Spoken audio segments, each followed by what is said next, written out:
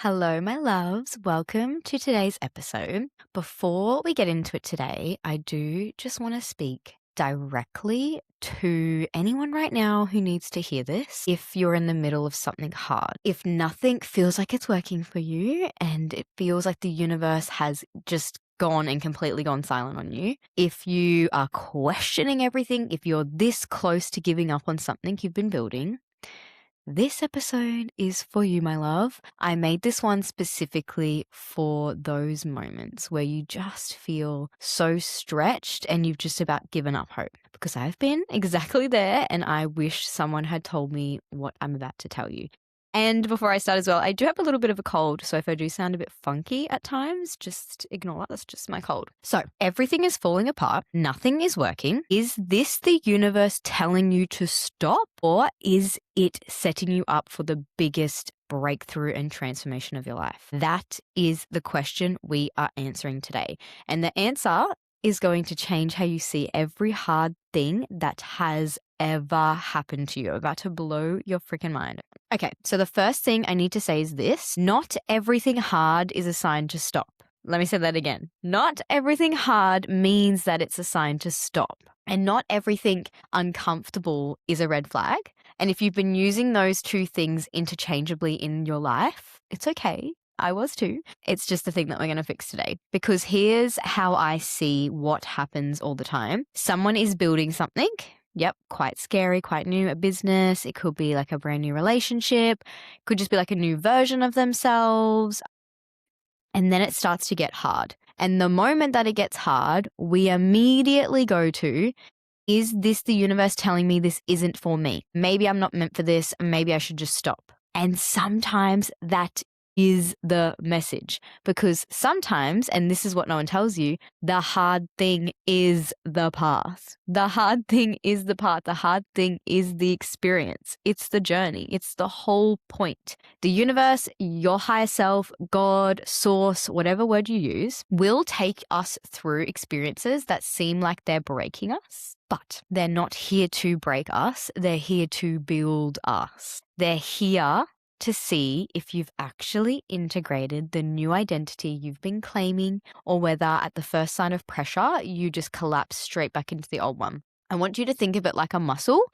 You literally cannot build strength without having resistance going through the hard. It's the same with anything. And you don't feel more energy by laying in bed all day. People are like, I'm so exhausted and I've rested all day. You actually feel more exhausted from resting all day sometimes. You get energy by giving yourself energy, by doing something energetic. That's how you get energy. You don't get strong in the gym by, resting and waiting for your muscles to get ready. You have to actually move your muscles and put them under resistance and pressure and stress in order to grow. And so the universe, and when you think of hardships in your life, is doing that to get you to grow and to evolve. The universe knows this. Your higher self knows this. And so it will lovingly and sometimes quite ruthlessly put us in situations that test whether you actually believe what you say you believe about yourself. So how do you know if something is a test or if it's a genuine red flag telling you to leave? This is the question, and I've thought about this a lot because I've been in both situations and I've gotten it wrong in both directions. I've pushed through things I should have walked away from, and I've walked away from things I should have pushed through. So let me give you the frameworks that actually work. I want to give you a little example of something that just happened to me a couple of days ago.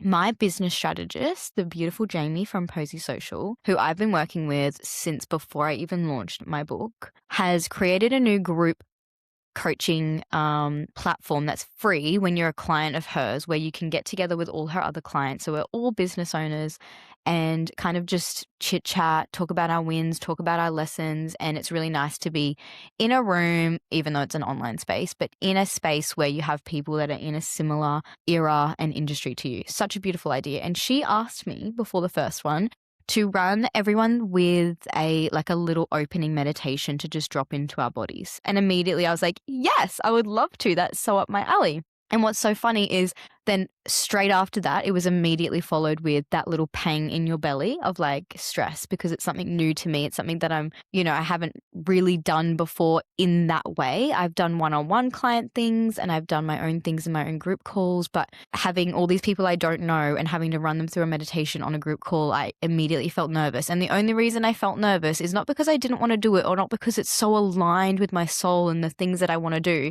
It is simply because I've never done it before.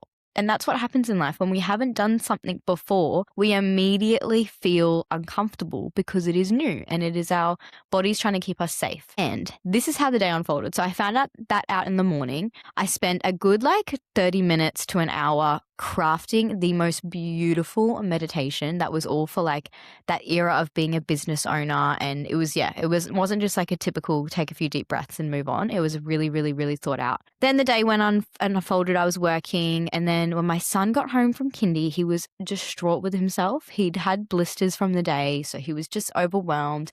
And then I could tell something else was going on, and he had a headache, and he kept saying, my head's hurting, wouldn't take medicine, wouldn't help himself, wouldn't even have some smoothie or whatever to try and cool him down. He was in all sorts.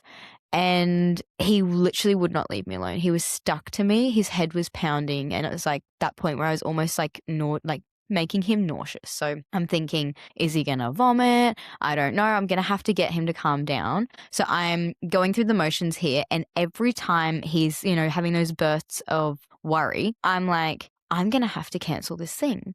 And it's so funny because part of me, when I was thinking of cancelling and saying, hey, I can't come, wasn't even for him because his dad is so loving. My husband would be right there for him. He wasn't really, he was about to go to bed anyway. He was in his room. He was cuddled up. He did not necessarily need me. His dad would have been totally fine. It's just that I wanted an excuse out of the uncomfortable thing. Even though I really wanted to do it on one hand, the other hand was like, oh, it's so uncomfortable. This is a great excuse. Maybe I'm not meant to do it. Maybe I'm just this would be much easier. And it's no big deal if I don't do the meditation. It's literally not even a big deal. It's nothing.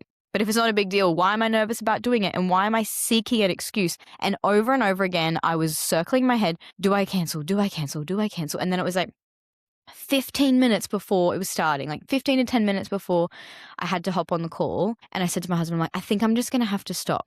And what happened in that last 10 minutes is he got in bed with my son and they were cuddling and they watched a YouTube video of camping or something. And Noah was so calmed down and he said, Mummy, you go do your call. And I was like, oh, he literally told me to go. And then I was like, well, I have no choice now. So I did it. And obviously I felt so much better afterwards. And the call was absolutely so expansive, talking to everyone. But that was a really beautiful reminder to me. And as I sat down and I pressed join the call, I got this rush of emotion. It was like a download from the universe saying, that was a test. Molly, that was a test. Are you who you say you are? Are you going to fall back into old patterns and do the things that make you feel comfortable, that make you feel safe? Or are you not going to let an excuse get in the way of your unfolding and what you say you want? Because what I say I want is I want to be a global author. I want to be able to spread my words and my wisdom to as many people as possible and to just genuinely help people. And I can't do that if I can't even get on a freaking call and do a meditation. So it was that beautiful reminder that I truly do feel that lesson of my son being unwell, instead of thinking of oh my God, this is so stressful. Why does this have to happen on this day? It was, okay, this is a beautiful little reminder for you to lock into what you do want and to push into anything that scares you and to push into anything that makes you feel uncomfortable, because that is when you're going to grow. Test feels like discomfort with a deeper knowing underneath it. There's something hard happening on the surface and you're uncomfortable, you're feeling all the feels, it's challenging, it's stretching you. It might even be kind of painful, it can be quite a suffering feeling. But underneath all of that, if you get really, really, really quiet and still and honest with yourself, there is a knowing. I know you felt it, a sense of this is right. I just need to get through this part. Your soul is saying, stay, even when your ego, like me, is screaming to be your son needs you, just stay. Don't do the thing that scares you. It is always this feeling of your ego screams at you to leave, whereas your soul's peaceful and a knowing, just do it. Okay, the second thing is a red flag feels like a closed door and at the same time, a quiet sense of relief if you walk away.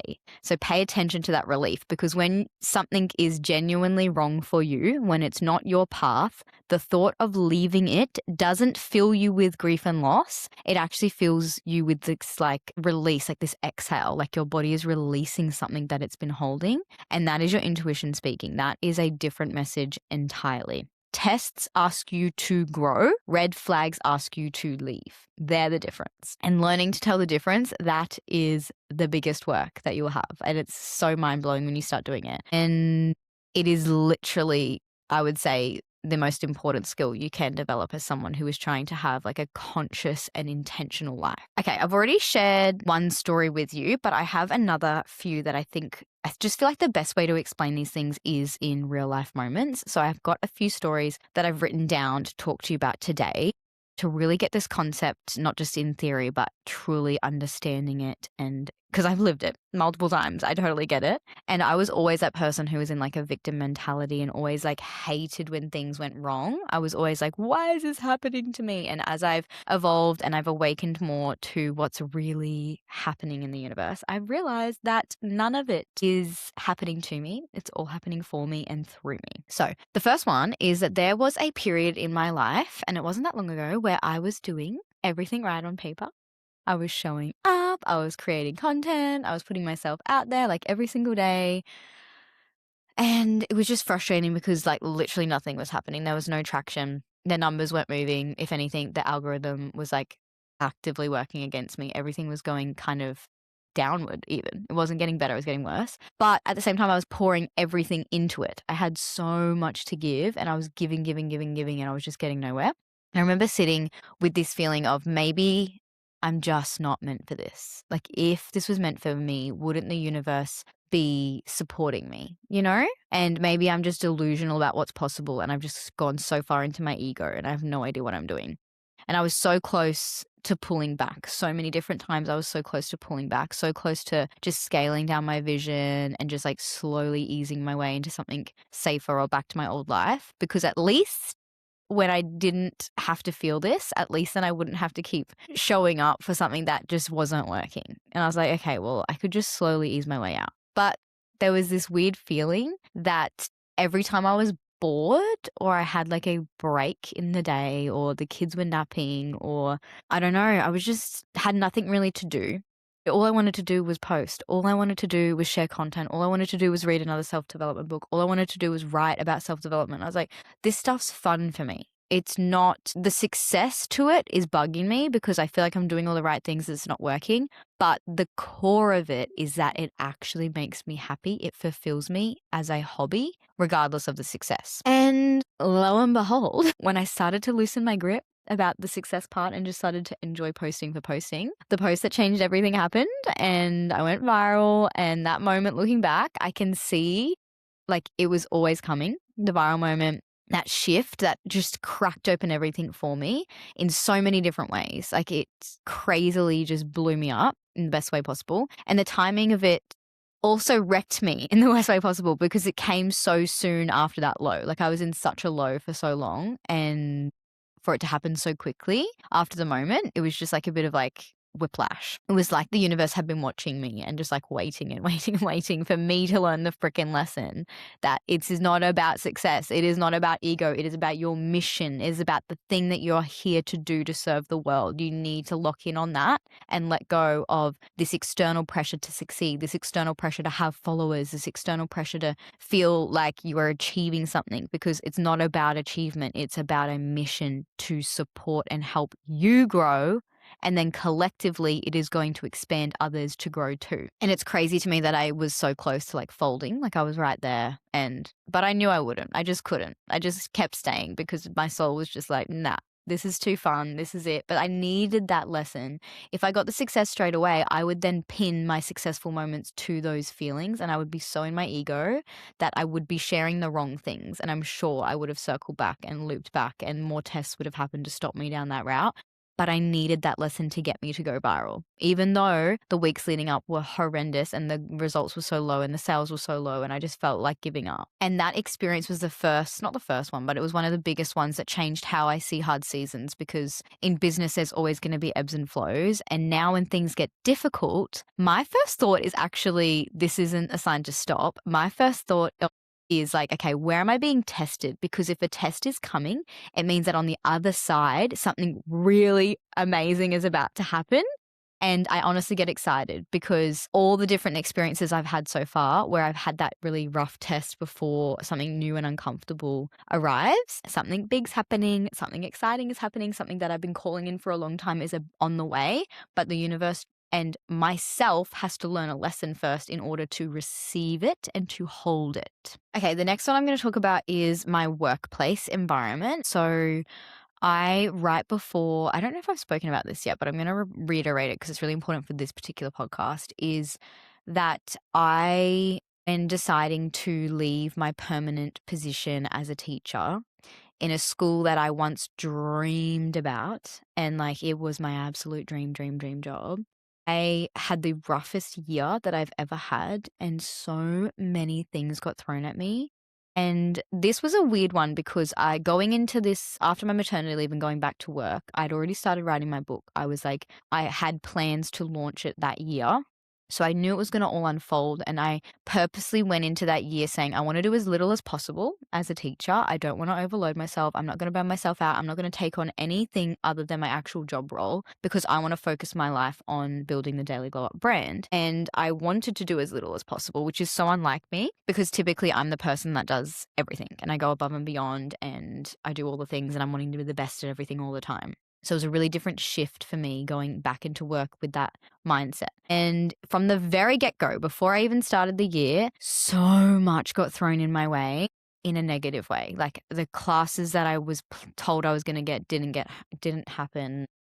I got changed around here and there. The employees that I were around were very toxic and negative at the time. And it was just like, I hated being at work. And that was the first year I've ever not enjoyed working. Even the kids that I was teaching, I was coming up with just blocks and problems and relationship issues that I've never had before. And it was so obvious because I was like, I'm 1 foot in the door, 1 foot out the door. I'm not committing to them. So why would they commit to me? And the universe just kept, and it was like, I was like, okay, I try and make things better, and I would be trying new techniques and I would be putting more effort in, and then I would actually slow down on things with the Daily Glow Up to try and make things better with work. And even when I put all my effort into work and I didn't put effort in, because there was sometimes where I wasn't even posting anymore daily on the Daily Glow Up page, I came across the worst, more negative things would come up the better I was being. And I was like, are you kidding me? Like, I don't understand what is going on. Like, I just hate it here. Nothing's working. And I was conscious throughout this period that I truly do believe that the universe through me, because remember the universe is you, me as a consciousness in Molly's body was creating the environment and mirroring back the environment that I didn't want there. Because if everything was great and all the employees and the staff in my staff room were just so loving and open and beautiful and kind and fun, and all the kids was like so obsessed with me, and so everything was just so easy, and all the classes I wanted happened, and I still had time to work on things, I truly believe it would have been very hard to leave. It would have been incredibly hard for me to finally make that move because I'd worked there for almost 9 years. It was like I grew up there. I have such an emotional bond to that place. And that last year being so terrible, really, I'm so grateful for it because I think I would still be there if it wasn't for that. And I definitely wouldn't have the success that I have now and the impact that I've had now because of all of those tests that pushed me to finally say, enough is enough. I'm leaving. I'm doing it. I'm finally leaving. I did the Mr. G here in Australia and you've watched Chris Lilly. I'm leaving. And it was really a hard decision still. It always is hard when you leave a job. But if you've been in those situations where you need a sign or you feel like the universe is testing you to push you out of a job, that is a perfect example of it. When even when you putting the effort in, it feels like it's always pushing back against you. But I just want you to be just mindful of the grass isn't always greener. I find I've worked with a lot of people and I've seen a lot of things, especially in the teaching sense, actually, where people think things are going to be easier somewhere else. Say you're working at one school and you're like, okay, well, if I move schools, things will be easier. Honestly, the grass isn't really greener anywhere else because your problems will follow you, because your soul and the universe is trying to direct you onto the path that is for your highest good. And it's for the character, the avatar that you chose to be here in this lifetime. It has a certain set of rules and it has a certain set of gifts that you are ignoring when you don't follow what lights you up, when you don't follow what passions you have. Because when you follow those passions, it is going to lead you to the most expansive, beautiful, joyful life. So just because that school sucks, instead of thinking of it like, that sucks, if I go to this school, it's going to be better. Yes, if your gut's telling you that, it could be leading you to something. However, in my situation, it was like, you need to get out of here for good and you need to trust what you know you need. Because often you'll see what happens is someone will move work from another work, or they'll move schools, or they'll move houses, or they'll move countries, and their problems follow them because it's not the situation, it is them. We mirror what's inside us to the external world. Physical reality is not real, remember? It's literally a projection. We're like literally got VR headsets on all the time. We're literally like looking through VR headsets. Look down at your hands. Look around the room that you're in right now. If you're on the car, you are literally in a video game. Imagine yourself as a character in a video game. You're observing yourself as a character in a video game, and you get to choose every day what your character does and how it lives. Feels really real being in this video game. Feels very, very real. However, it's not as real as we think it is. And so when you're going through these situations where things aren't working out for you, maybe you do need to fully change it up, or you need to look within first before you make those changes. And for me, in that situation, I need to look within and say, I need to take the leap. I need to stop going down these old patterns and know that I've always got the backup plan of doing relief teaching, and I always have the backup plan of going back into my role because I have a certain time frame to be able to go back into it. Just do it. Just do the damn thing. And a last one that I really want to talk about for all my mums out there, if you're a mother, but this can also relate to kind of anyone in certain relationships, is that I do truly believe, from what I've learned about spirituality, that we have soul contracts. So when we come into this life, we not only choose when we die, when we are born, we choose where we are born, our parents, our family, and we also have significant soul contracts with people that no matter what we do, we will somehow have to be on their path, and they are contracted into a portion of our life, and we will be pulled there, and the universe will reconstruct itself to literally make us come together and be together in some way. And when it comes to your children, obviously they chose you as your parents and you chose your partner to have them. And after really diving into my astrology, my human design, and my numerology as well for all my family members, so my husband and my 2 kids and me, and looking at how when you put your charts together, you see like synergies within your charts that tell a really clear story about why they were soul contracted to you.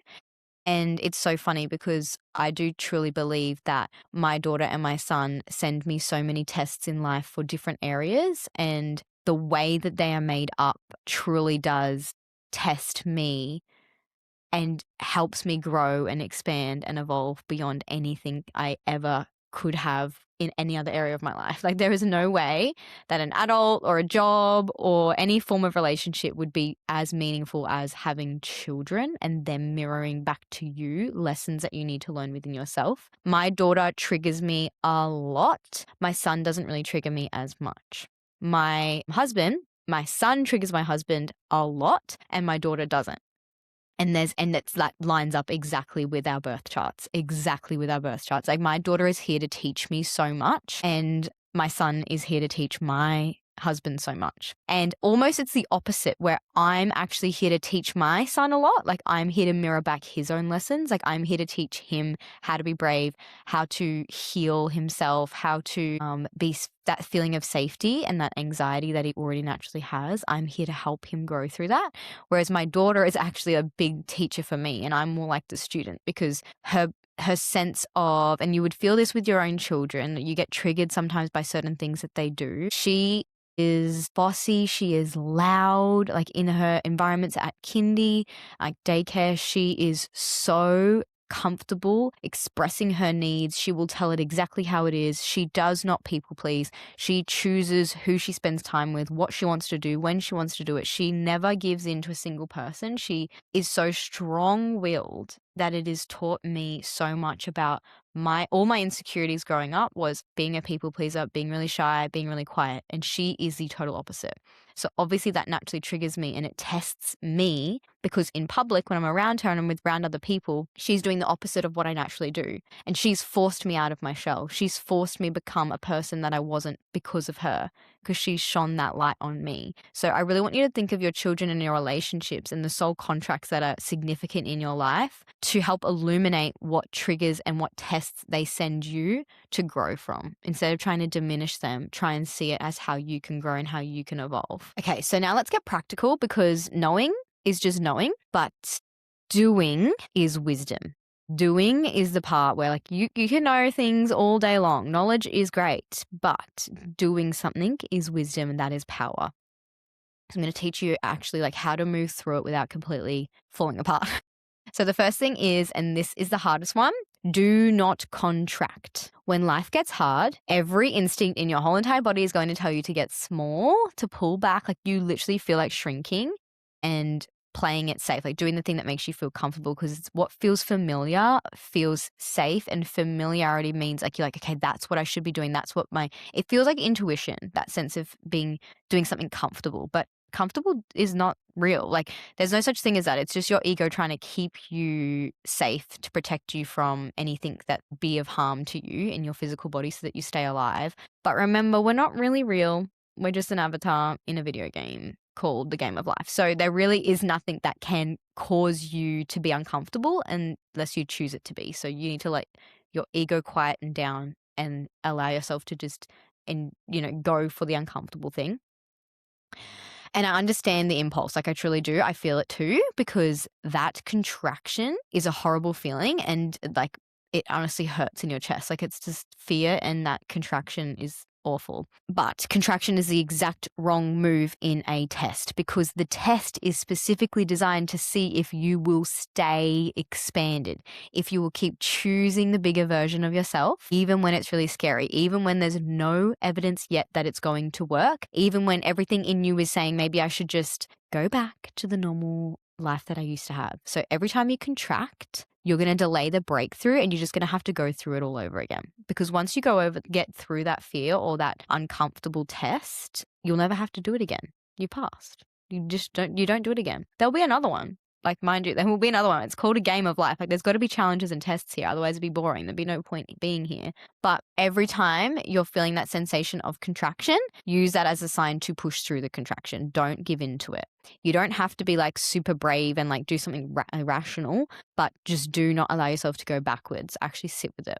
The second thing is ask the right question. Most people in the middle of a hard season are asking things like, why is this happening to me? And the reason I know this is because I do it all the time. Or how do I make this stop? That's what I was like in labor with my son, sorry. It was like, how can I make this pain stop? With my daughter, it was like, the more pain I feel, the closer I am to holding my baby. Such different situations, but they mean so much in the terms of how you perceive the world. So instead of asking, why is this happening to me and how do I make this stop? Like those questions, while you're completely understandable in certain situations, but they're just going to keep you stuck because they're focused on the problem and they're not focused on the growth. So the question that actually moves things when you're in these moments is, what is this trying to strengthen in me? Sit with that feeling and just let it ruminate, journal on it.